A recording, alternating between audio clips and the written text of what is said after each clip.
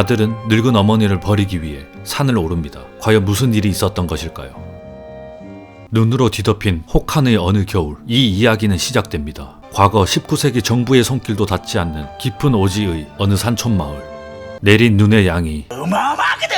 할머니와 아버지 그리고 아들 3대가 장에 내다팔 집신을 만들고 있습니다. 할머니의 나이를 묻는 손자. 오바, 이마いくつだったっけ? 69だ。おばあの歯は丈夫だな。ケサキチ、黙って仕事しろや。 장남은 아직도 자고 있는 동생을 깨웁니다. リスケ、 마을의 전통으로 한 집안의 장남만 결혼을 할 수가 있죠. 그래서 차남인 리스케는 결혼을 하지 못합니다. お前ゆうべ荒屋敷行っただか。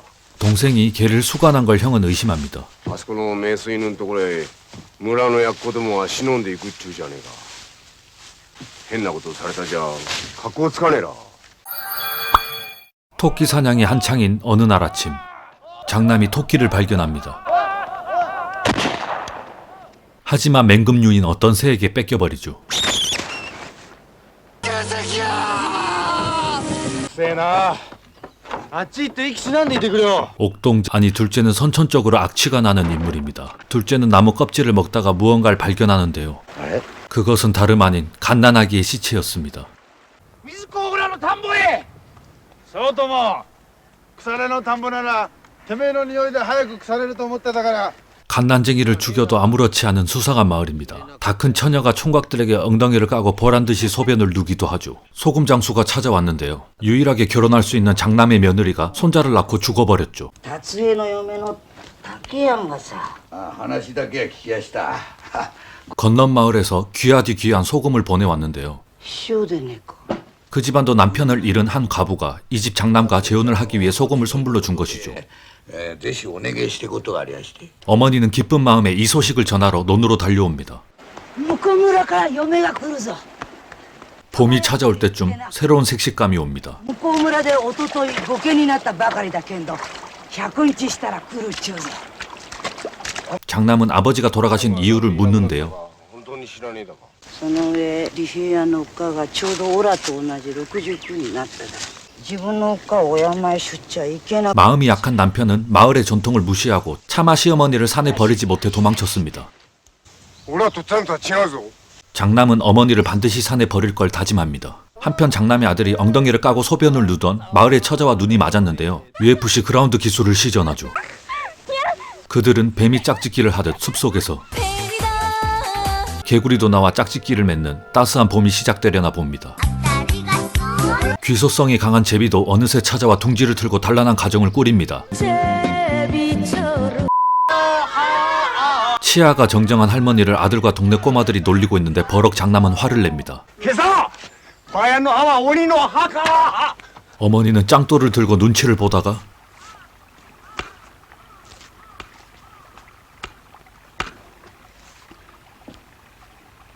누가 다가오자 아무 일 없다는 듯 이웃집에 사는 장남 친구 어머니 관을 만들었는데요. お金さんどうだ。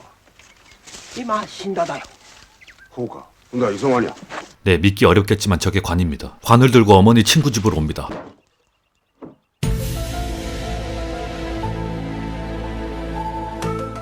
おっか、まだ死がねえのっけ。まだまだ。白萩様食ったら治っただよ。 어느새 따뜻한 봄이 찾아왔습니다. 소가 아닌 말로 밭을 열심히 갈고 있군요. 드디어 소금을 보냈던 건너마을 과부가 찾아옵니다. 딱 봐도 튼실해 보이는 무쇠다리. あんた向こう村の玉やんじゃねえけ。そうけ。それじゃあ腹減ったずら。さ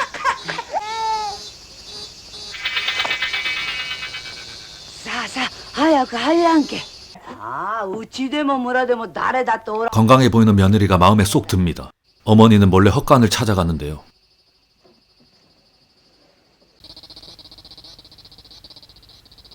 믿음직스러운 며느리가 와서일까요? 어머니는 멀쩡하던 앞니를 깨버립니다. リスケ、誰にも言うでねえぞ。ゆっくりうんと食べねえよ。 늙어서 산으로 갈 거라고 일러둡니다. 歯がダメだから。 마을 행사 준비 중인데 일부러 거길 찾아가 신이 나서 이가 빠진 걸 자랑합니다. 신이 나, 애템 신이 나. 장남은 새로운 부인과 첫날 밤을 지내고 있죠. 둘째인 동생이 그걸 훔쳐보기 시작합니다. 그걸 훔쳐보곤 흥분한 나머지 어디론가 급하게 가는데요. 형 말대로 개를 수간한다는 게 사실이었군요. よしよしよしよしよししろしろよしよしよししろしろ 그 집 개 주인이 나와 황급히 숨고 그녀의 남편은 병에 걸려 죽을 날만 기다리고 있었죠. 아버지가 개를 수간한 남정네를 죽여 이 집은 저주받았다고 믿고 있는 남편. 아까 숨었던 둘째가 그 이야기를 엿듣습니다. 총각 귀신의 한을 풀기 위해 아내에게 미친 유언을 남기는데요. オラが死んだらお前が村のやっ子たちを 그러곤 갑자기 병이 악화됩니다. しっかりしなせ分かっただから 들었던 사실을 소문을 퍼뜨리는데 믿질 않군요. 嘘でねえだあまりくせんで城にも振られて狂っただと 그 여자 남편이 빨리 죽길 기도하고 있는데 갑자기 화난 형이 찾아옵니다. バカ野郎隠し事しやがって。おっかの歯のことけ 개를 수간한 걸 혼내기 위해 왔는데 뜻밖의 사실을 알아냅니다. おっかが誰にも言うんだって 俺はおっかのでっけえ石みたいな歯好きだったぞ。 단단히 화가 난 장남. 한편 장남의 아들 애인이 임신을 하였죠. いつ生まれるだ。来年ずら明日からうちで飯食うだ。本当か 그렇게 그녀는 주인공네 집으로 입성하게 됩니다. 어느 늦은 밤 어머니는 무언가를 목격하게 됩니다. 손자 며느리가 감자를 훔치는 것이었죠. 훔친 걸 친정집에 몰래 가져다 주는데요. 悪いないつも。何根っこのじじゃ待ってるだから 그 사실을 장남에게 알렸나 봅니다. 그리고 그녀를 절벽에 매달아 버리는데요. 二度とやるでねえぞ。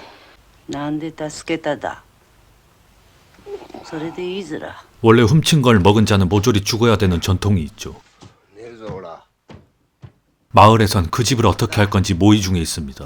なんか決めにはならんぞ 손자 며느리를 친정으로 보내고 おめえも今夜あっちへ泊まって面倒見てやれ 싸준 감자를 나눠 먹는데 하필 가족도 되게 많네요. 마을 남자들이 다 모였는데 남편인 장남의 아들은 오지 말라고 하네요. なんで。なんでも 그렇게 다 같이 모여 그녀의 집을 습격합니다.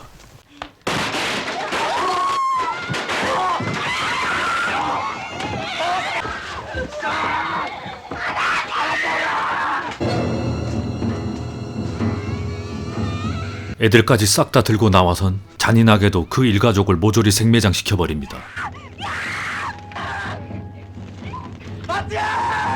장남의 아들은 임신까지 한 부인을 애타게 부르죠. 너무 잔인한 마을의 법도.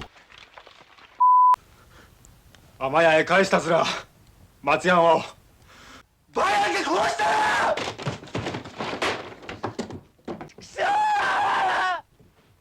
어머니는 산에 가는 걸 결심했습니다. ほらお山行くだよ 결국 닥쳐온 이 현실을 장남과 차남은 믿을 수 없습니다. 산에서 죽고 난 뒤 손자 며느리에게 용서를 구할 것 같은 발언을 하죠. 松屋にも会えるずら 어머니와의 이별 앞에 장남은 처음으로 뜨거운 눈물을 흘립니다. 새로운 며느리도 울음을 터뜨리고 시리에 빠져있던 둘째는 뭔가를 발견하게 됩니다. 다름 아닌 남편의 유언대로 동네 남정네들과 밤을 보내는 섹시 가부였죠. 남의 정사를 또 훔쳐보는 둘째, 그는 발정난 관음증 환자였죠. これは西から順に来るだぞ 이제 자신의 차례가 멀지 않았죠. となると今夜はオラの番ずら 과부가 자신의 친구 집에서 나오는 걸 보곤 그는 확신을 합니다. 하지만 본인만 건너뛰고 그녀는 딴 집으로 갔죠.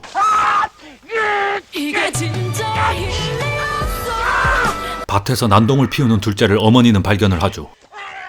집으로 돌아와선 괜한 말에게 화풀이를 합니다. 형인 장남이 그걸 말리는데요. 怖えなまにおめえだけ八分にされたっちゅうじゃねえか。平気だ俺はそれなことは平気だそれなことで気でも違うようじゃダメずら。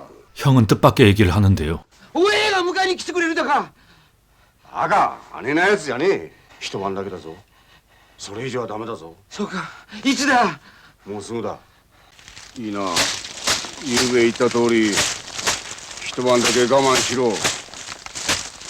마누라에게 부탁을 하는데 당연히 얄짤없이 거부를 하죠. うるせえな一回や分かったんだ 섹시한 과부를 찾아간 어머니는 왜 자기 아들만 건너뛰었냐고 묻고 ほら今朝早く墓へ行ってきただよあの腐れやっこだけは 못생긴 건 참아도 악취가 나는 건 못 참죠. 급기야 자신과 동갑인 할머니에게 부탁을 합니다. 間使ってねえもんでまだ使えるずらか使えねえずら大丈夫だにあいつは初めてだもんで古いも新しいも分かりゃしねえずら 기억나십니까? 죽다가 흰쌀밥 먹고 기운이 솟아난 할머니입니다. 어느새 겨울이 성큼 다가왔고 어머니는 드디어 산에 간다고 합니다. まだ早いらに早くみんなを集めてくりょ。 이 사실을 장남은 믿을 수가 없고 いたぞいたぞ 그때 갑자기 도망간 남편을 누군가가 산에서 봤다고 합니다. 남편을 봤다던 주민의 말대로 아들과 찾아가 보는데요. 아들은 사실 자신이 아버지와 사냥을 갔다가 아버지를 쏴 죽였다는 반전이 나옵니다. ここでとっつぁん殺したらほら考えてとっつぁんにばあやん山へ背負ってったんはいいずらって言ったらおめえに何がわかるって急に怒り出してせ喧嘩になってほら鉄砲でやっちまって 어머니는 오히려 잘했다 칭찬합니다. 殺したのはおめえじゃねえ。山の神さんだ。 그리고 어머니는 며느리에게 고기 잡는 법을 전수해주고 며느리는 곧잘 해냈죠. 산으로 향하는 출정식 같은 간단한 의식과 수칙들을 전수받습니다. 한편 그 시각 차남이 자는 마구간에 하룻밤을 약속한 할머니가 왔죠. 그리고 여기도 모든 의식들이 종료되고 출발의 시간이 찾아왔죠. 부엉이가 울어대는 깊은 새벽, 둘째가 첫 경험하는 날, 어머니는 장남의 지게에 몸을 씻습니다. 생사의 갈림길에 출발을 지켜보는 부엉이의 뒷모습, 그리고 머나먼 길을 둘은 말없이 떠납니다. 어느새 날이 밝아 나라야마 초입에 들어서게 되죠. 과연 아들은 어머니를 정말 버릴 수 있을까요? 나라야마 산속에서 둘은 과연 어떤 일들을 겪게 될까요? 지금은 하늘의 별이 되신 일본의 거장 이마무라 쇼웨이 감독의 1982년작 나라야마 부시코입니다. 영화는 83년에 칸 영화제에서 황금종려상을 수상하였습니다. 이마무라 쇼웨이 감독은 97년에 운학이라는 작품으로 다시 한번 칸에서 황금종려상을 수상하면서 황금종려상을 2번 받은 세계 단 8명뿐인 감독 중 한 명으로 이름을 올렸습니다. 82년작인 나라야마 부시코는 이전 79년작이었던 복수는 나의 것과 함께 가장 감독의 걸작으로 오늘날 평가받고 있습니다. 영화 속 어머니 역할은 원래 실제 할머니인 노배우가 했는데 고된 촬영으로 단 몇 회차 만에 하차하게 되어 가수 출신인 사카모토 스미코가 그 당시 40대 초반이라는 어린 나이로 늙은 노모 연기를 하였습니다. 춥고 힘든 촬영은 무려 3년 가까이 이어졌고 사카모토 스미코는 연기를 위해 실제로 자신의 앞니 4개를 부러뜨리는 경악스러운 열연을 펼쳤습니다. 영화 후반 모친을 지게에 싣고 산을 오르며 산전수전 고통을 겪는 씬이 20분가량이나 길게 나오는데 장남 역의 오가타 켄은 이 장면을 위해 실제 산악인들이 훈련하는 40kg의 짐을 싣고 산을 오르는 훈련을 하기도 하였습니다. 영화는 인류학의 근간이 되는 성욕과 번식욕의 교집합, 그에 따른 인구 증가와 식량난의 절묘한 균형을 이루려는 마을의 전통은 곧 불문율처럼 등장합니다. 한국의 과거처럼 힘을 쓰고 농사를 지을 수 있는 남아선호 사상이 아닌 반대로 아들이 태어나면 죽여버리는 건 지금 당장 일손이 필요한 것보단 인구를 줄여 먹을 입을 줄이는 게 더 큰 문제인 것처럼 묘사됩니다. 영화에 나오듯이 아무래도 여성보다 높은 번식욕을 가진 남자 비율이 높다면 인구가 더 늘 것 같긴 합니다. 설국열차에서 나온 윌포드가 말한 열차 안의 인구에 대한 균형, 타노스가 손가락 튕기기로 우주의 반을 없애버리는 만물의 조화들의 철학과 비슷합니다. 마을 전체 생존에 대한 전통으로 농작물을 훔치는 행위는 공동체 생존에 심각한 해를 끼쳤다 판단하여 그 일가족을 몰살시키는 엄벌에 처하는 법 또한 생겨난 것이겠죠. 인간은 살아가고 있는 게 아니라 사실 생존에 나가는 짐승과도 같은 존재로 묘사합니다. 각종 동물들로 대비시켜 인간도 다를 것 없이 자연에 동화되어 철저하게 생존에 나가야 하는 운명이란 걸 암시합니다. 그럼으로써 70세가 되면 나라야마, 즉 산으로 아들이 부모를 버려야 된다는 이해할 수 없는 전통 또한 생겨났습니다. 남편이 자신의 부모를 버리지 못해 도망간 줄 알았으나 사실 룰을 지키지 않자 아들이 총으로 아버지를 죽였죠. 그만큼 마을의 전통은 무시무시하기에 아들의 안위를 위해서 혹은 누군가에게 죽음을 당할까봐 어머니는 하루빨리 나라야마에 버려지길 희망합니다. 장남도 아버지를 쏠 때는 몰랐지만 이제 커서 자신이 어머니를 버려야 하는 입장이 오니 마음이 약해집니다. 어머니는 아들의 그런 유약한 심리를 잘 알고 노쇠했다는 걸 증명하기 위해 멀쩡한 이까지 깨버립니다. 빨리 나라야마로 갈 때가 됐단 걸 동네 사람들에게 일부러 공개해 자신의 잃은 태장을 정당화시키려 합니다. 치아는 음식을 씹을 때 사용되지만 늙어서 치아가 없으니 이제 안 먹어도 될 나이가 됐다는 상징적인 의미로 다가옵니다. 마지막으로 고려장은 고려시대 때 전통이 아닙니다. 과거 소수 일본 지방에 있었던 풍습이며 일제시대 때 일본군이 고려장한 묘들은 도굴에도 좋다는 거짓 지령을 만들어 한국의 묘들을 도굴하기 위해 고려장이 한국의 역사처럼 지어낸 것입니다. 대단한 점은 거장 감독 이마무라 쇼웨이는 일본이 밝히기 싫어하는 치부의 역사를 드러내어 이처럼 걸작을 만들어냈습니다. 영상이 마음에 드셨다면 구독 부탁드립니다. 그래도 누르지 않겠다면?